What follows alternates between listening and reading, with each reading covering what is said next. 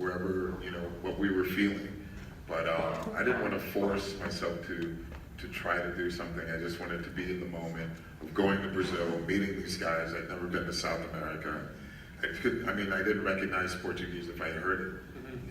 I didn't know anything about Brazil, and I never met them. I didn't even know which person played what in the band, but I still loved the music. I was a fanatical Sepultura fan.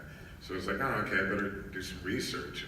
And I was like, okay, I'm going to go to Brazil, so let me go down to the library and get a book. Library, kids, libraries. That didn't exist. Not Google. Exactly. Tell the truth. So, We just went to the beach and had beer. yeah. And then it progressed to going to the library and not really finding any specific books about Brazil, but about South America. But just going down there and just with an open mind, knowing that I always played music, always played in bands, and this was an opportunity that I didn't want to miss out on.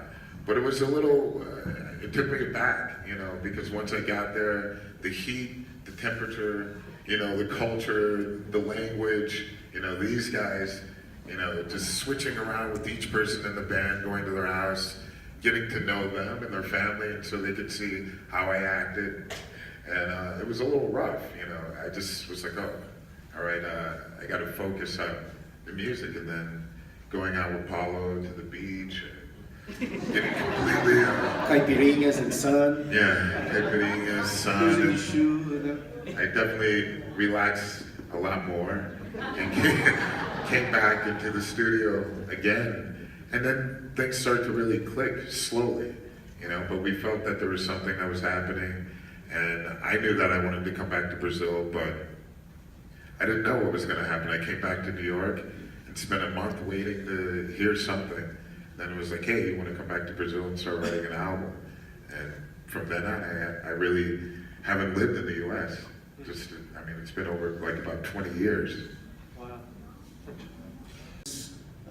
More naturally, not trying so hard to do a rap part or to do something more similar, with them. We use some elements like low end, some type of elements musically like that, but it's there somewhere.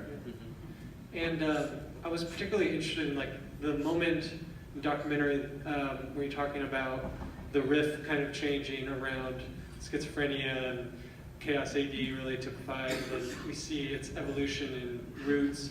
And I was wondering if you could talk a little bit more about that and why the riff changed, and if it was just that momentary thing or if there was something bigger. Basically because of touring, going to many different places, and a song like Inner Self, for instance, which is more groove, and compared to the other stuff that we did on Beneath the Remains, it had the let's say, the biggest response, like moshing and circle pits and all that stuff, So we kind of wanted to do a little more of that, On a Rise, it's a little more balanced, but still very fast, very, Slayer influence, But Chaos AD, it was the consequence of this touring for Arise. It was like 2 years of touring, first time in Indonesia, Australia, opening for Ozzy, playing with Ministry, and going Japan, and so many different places,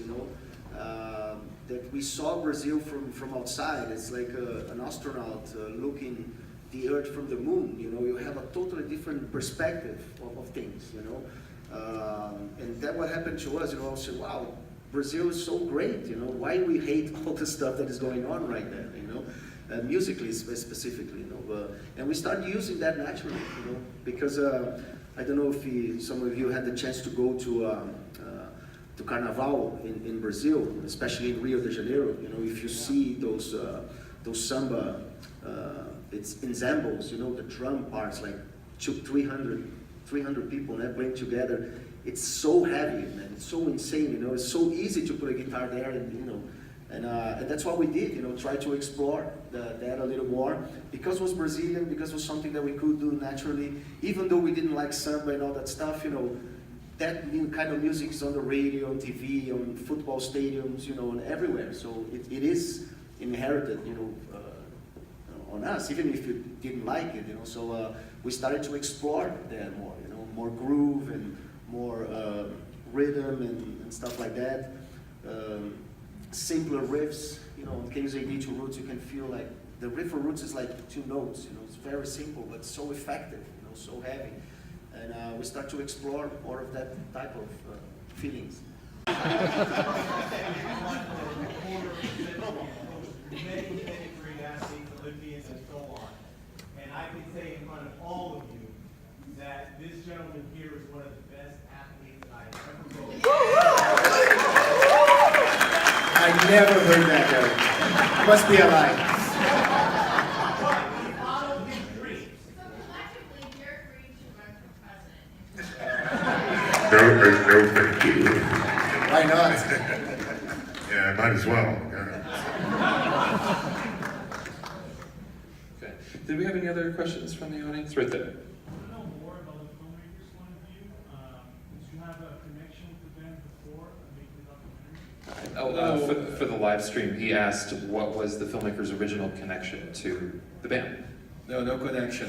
We just made a movie called The Music Tree that is about the relationship between the tree that Brazil was named after it, that it's the material used for the violin bows. So the music tree had a good career, it went to a lot of festivals around the world, but it was classical music actually. So it has Joshua Bell, David Garrett, you know, it's completely different from that. And you had the chance actually to have a concert, Sepultura and orchestra. It's going to be on the extras of the DVD, one of those 800 hours they did a show. We have a music concert here of Sepultura with an orchestra. And then I showed that to Andre. To really do that research, you know, the Indian tribe, the Chavantes tribe, our own influence from the big cities and the European music, and you know, the berimbau and all the percussion influence of the slaves, you know, that came when the Portuguese colonized Brazil, and we really went deep on that. You know, it was a whole learning process. Ross Robinson was, crucial to make that album sound the way it is. You know, he was there. He was there with us on the tribe. You know, recording everything, and very. He's not Brazilian, but he really embraced our wish. You know, to go and really go deep on the Brazilian culture. And since then, we never really left Brazil. But I don't think we're gonna really repeat something like that. You know. But who knows? Never say never. But I think it's not our plan really to do something like that again. You know. More questions from the audience, front row.